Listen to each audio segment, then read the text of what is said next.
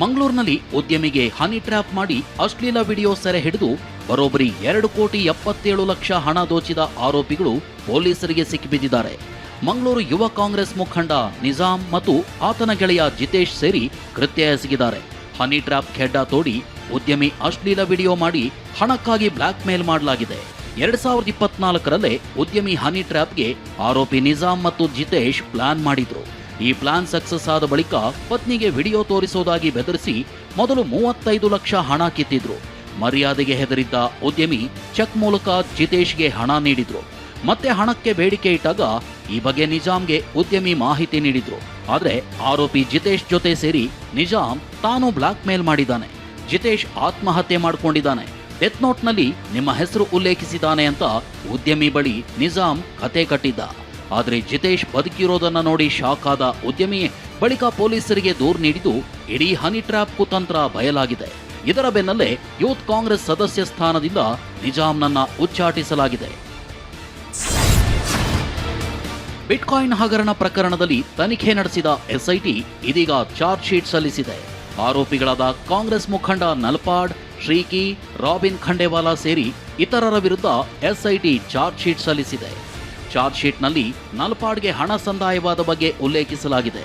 Bitcoin ನಗದೀಕರಣಕ್ಕೆ Sriki ನಲ್ಪಾಡ್ನನ್ನ ಸಂಪರ್ಕಿಸಿದ್ದ.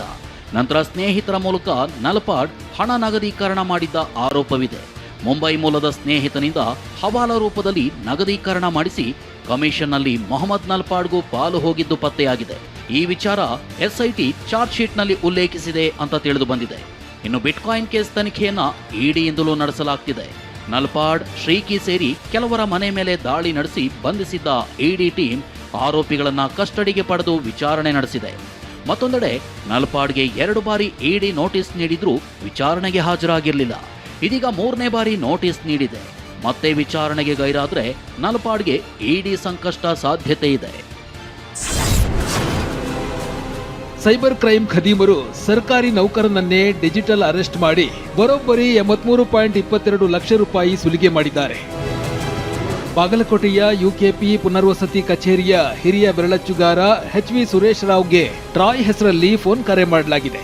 ಭಾರತೀಯ ದೂರಸಂಪರ್ಕ ನಿಯಂತ್ರಣ ಪ್ರಾಧಿಕಾರ ಟ್ರಾಯ್ ಹೆಸರಲ್ಲಿ ಕರೆ ಮಾಡಿ ನಿಮ್ಮ ಆಧಾರ್ ಕಾರ್ಡ್ ನೀಡಿ ಖರೀದಿಸಿದ ಸಿಮ್ನಿಂದ ಅಶ್ಲೀಲ ಮೆಸೇಜ್ ಅನ್ನ ಕಳುಹಿಸಲಾಗಿದೆ.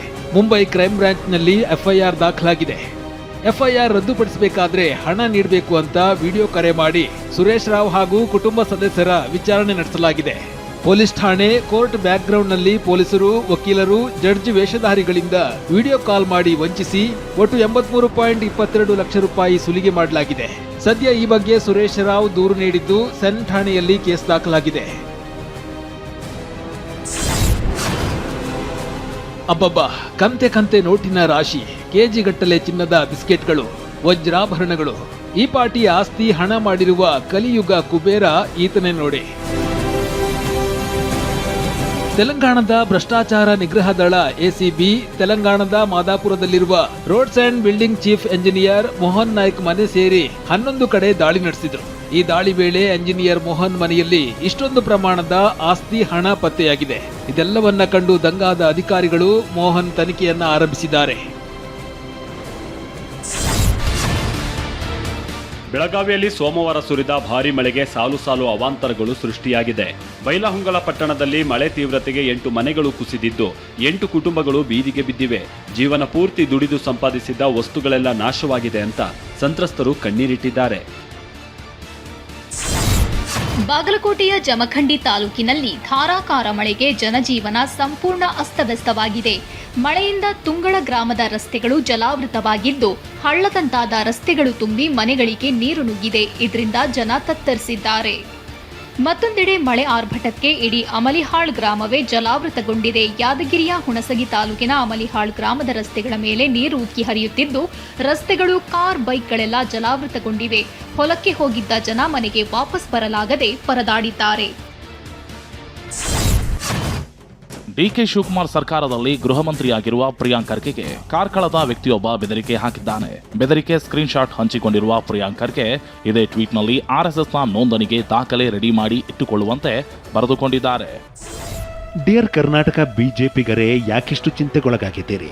ನಾನು ಗೃಹ ಸಚಿವನಾಗಿ ಅಧಿಕಾರ ವಹಿಸಿಕೊಂಡು 48 ಗಂಟೆಗಳು ಕೂಡ ಆಗಿಲ್ಲ. ನಿಮ್ಮ ಭಯ, ನಿಮ್ಮ ಆತಂಕ, ನಿಮ್ಮಲ್ಲಿನ ದುಗುಡ ಎಲ್ಲವೂ ವ್ಯಕ್ತವಾಗುತ್ತಿದೆ. ಈಗಾಗಲೇ RSS ಅನ್ನು ಬಳಸಿಕೊಂಡು ನನ್ನನ್ನು ನಿಂದಿಸುತ್ತಿದ್ದೀರಿ ಹಾಗೂ ನನಗೆ ಜೀವ ಬೆದರಿಕೆ ಹಾಕುತ್ತಿದ್ದೀರಿ. ನೀವು ಮಾಡೋದನ್ನು ಮಾಡಿ. ಮುಖ್ಯವಾಗಿ ದಯವಿಟ್ಟು ನಿಮ್ಮ ಬಾಡಿ ಆಫ್ ಇಂಡಿವಿಜುವಲ್ಸ್ಗೆ ನನ್ನ ನಮಸ್ಕಾರವನ್ನು ತಿಳಿಸಿ ಹಾಗೂ ನಿಮ್ಮ ರಾಜಕೀಯ ಮೇಲಾಧಿಕಾರದ ಸಂಘಟನೆಯ ನೋಂದಣಿಗಾಗಿ ದಾಖಲೆಗಳನ್ನು ಸಿದ್ಧವಾಗಿಡಲು ಹೇಳಿ. ಗೃಹ ಸಚಿವ ಪ್ರಿಯಾಂಕ್ ಖರ್ಗೆ ಹೇಳಿಕೆಗೆ MLC CT ರವಿ ಕೆಂಡ ಕಾರಿದ್ದಾರೆ. ನಿಮ್ಮ ಅಪ್ಪನ ಕೈಯಲ್ಲೇ ಏನು ಮಾಡೋಕ್ಕಾಗಿಲ್ಲ, ಇನ್ನು ನೀವೇನ್ ಮಾಡ್ತೀರಿ ಅಂತ ಪ್ರಶ್ನಿಸಿದ್ದಾರೆ. ಮತ್ತೊಂದು ಕಡೆ ಸಂಸದ ಕೋಟಾ ಶ್ರೀನಿವಾಸ ಪೂಜಾರಿ ಪ್ರಿಯಾಂಕ್ ಖರ್ಗೆ ಭ್ರಮೆಯಿಂದ ಹೊರಬರಲಿ ಎಂದಿದ್ದಾರೆ. ಪ್ರಿಯಾಂಕ್ ಖರ್ಗೆ ಅವರೇ, ನೀವು ಈಗ ನಿನ್ನೆ ಮೊನ್ನೆ ಹೋಮ್ ಮಿನಿಸ್ಟರ್ ಆಗಿದ್ದೀರಿ, ನಿಮ್ಮ ಅಪ್ಪ ಮುಂಚೆನೇ ಆಗಿದ್ರು. ನಿಮ್ಮ ಅಪ್ಪನ ಕೈಲೇ ಏನು ಮಾಡೋಕ್ಕಾಗಲ್ಲ, ನೀವೇನು ಮಾಡ್ತೀರಿ? ನೀವು ಸರ್ವಾಧಿಕಾರಿ ಅಲ್ಲ. ಎಲ್ಲೋ 2-3 ರಾಜ್ಯಗಳಲ್ಲಿ ನೀವು ಅಧಿಕಾರದಲ್ಲಿದ್ದೀರಿ. ನೋಂದಣಿ ಮಾಡ್ಕೊಳ್ಳೋಕ್ಕೆ ಅದು ಸಂಘ ಅಲ್ಲ, ಅದು ಬಿಸ್ನೆಸ್ಸು ಅಲ್ಲ, ಅದು ಸಮಾಜವನ್ನು ಸಂಘಟಿಸೋ ಸಂಘಟನೆ. ಇಂದಿರಾ ಗಾಂಧಿಯವರು ನಿಷೇಧ ಮಾಡಲಿಕ್ಕೆ ಪ್ರಯತ್ನ ಪಟ್ಟರು, ಅವರಿಂದ ಆಗಿಲ್ಲ. ರಾಜೀವ್ ಗಾಂಧಿಯವರ ಕೈಯಲ್ಲಿ ಆಗಿಲ್ಲ. ಮಲ್ಲಿಕಾರ್ಜುನ್ ಖರ್ಗೆ ಅವ್ರ ಕೈಯಲ್ಲಿ ಆಗಿಲ್ಲ. ಸಂಘವನ್ನು ನಿಷೇಧ ಮಾಡೋದ್ರ ಬಗ್ಗೆ, ಸಂಘದ ಬಗ್ಗೆ ಏನಾದರೂ ಕಿರುಕುಳ ಕೊಡೋದ್ರ ಬಗ್ಗೆ, ಸಂಘಕ್ಕೆ ಕೆಟ್ಟ ಶಬ್ದದಿಂದ ದೊಡ್ಡವನಾಗ್ತೇನೆ ಅನ್ನುವಂಥ ಭ್ರಮೆಯಿಂದ ಹೊರಗೆ ಬರೋದು ಒಳ್ಳೆಯದು ಅಂತೇಳಿ ನನ್ನ ಸಲಹೆ. ರಾಜ್ಯದಲ್ಲಿ ಪಬ್, ಬಾರ್, ಕ್ಲಬ್ ಹಾಗೂ ವೈನ್ ಶಾಪ್ಗಳಿಗೆ ಅಪ್ರಾಪ್ತರ ಪ್ರವೇಶಕ್ಕೆ ರಾಜ್ಯ ಸರ್ಕಾರ ಬ್ರೇಕ್ ಹಾಕಿದೆ. ಸುಮಾರು 4,093 ವಿದ್ಯಾರ್ಥಿಗಳನ್ನು ಒಳಗೊಂಡ ಅಧ್ಯಯನದಲ್ಲಿ ಪ್ರತಿ 3 ಹದಿಹರೆಯದವರಲ್ಲಿ ಒಬ್ಬರು ಮದ್ಯ ಅಥವಾ ತಂಬಾಕು ಸೇವನೆಯಿಂದ ಗಂಭೀರ ಆರೋಗ್ಯ ಸಮಸ್ಯೆ ಅಪಾಯದಲ್ಲಿದ್ದಾರೆ ಎಂಬ ಆತಂಕಕಾರಿ ವಿಷಯ ಬಹಿರಂಗಗೊಂಡಿದೆ. ಇದರ ಬೆನ್ನಲ್ಲೇ ಗೃಹ ಸಚಿವ ಪ್ರಿಯಾಂಕ್ ಖರ್ಗೆ ಈ ಖಡಕ್ ಆದೇಶ ಕೊಟ್ಟಿದ್ದಾರೆ. ನಿಯಮ ಉಲ್ಲಂಘಿಸುವ ಬಾರ್, ಪಬ್ಗಳ ವಿರುದ್ಧ ಕಠಿಣ ಕ್ರಮ ಜರುಗಿಸುವಂತೆ ಆದೇಶಿಸಿದ್ದಾರೆ. ಪಬ್, ಬಾರ್, ವೈನ್ ಶಾಪ್ ಮತ್ತು ಕ್ಲಬ್ಗಳಿಗೆ ಅಪ್ರಾಪ್ತರ ಪ್ರವೇಶಕ್ಕೆ ನಿಷೇಧ ಹೇರಿದ ಬೆನ್ನಲ್ಲೇ ಇನ್ನು ಮುಂದೆ ಬಾರ್ ಹಾಗೂ ಪಬ್ಗಳ ಪ್ರವೇಶಕ್ಕೆ ವಯಸ್ಸಿನ ಪುರಾವೆಯುಳ್ಳ ಸರ್ಕಾರಿ ಗುರುತಿನ ಚೀಟಿ ಕಡ್ಡಾಯವಾಗಿದೆ.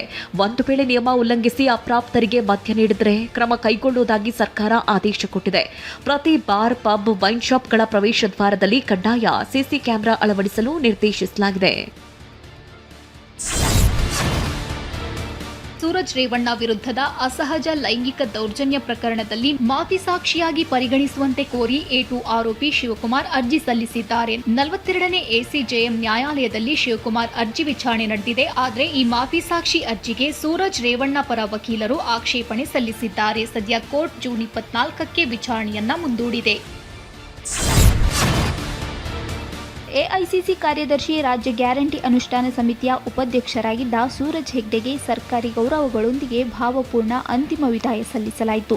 ಕೈನಾಯಕ ರಾಹುಲ್ ಗಾಂಧಿ, ಸುರ್ಜೇವಾಲಾ, ವೇಣುಗೋಪಾಲ್, ಸಿಎಂ DKಶಿ, ಸಿದ್ದರಾಮಯ್ಯ ಸೇರಿದಂತೆ ಕಾಂಗ್ರೆಸ್ ಪಕ್ಷದ ಮುಖಂಡರು ಬೆಂಗಳೂರಿನ BEL ರಸ್ತೆಯ ನಿವಾಸದಲ್ಲಿ ಸೂರಜ್ ಹೆಗ್ಡೆಗೆ ಅಂತಿಮ ನಮನ ಸಲ್ಲಿಸಿದರು.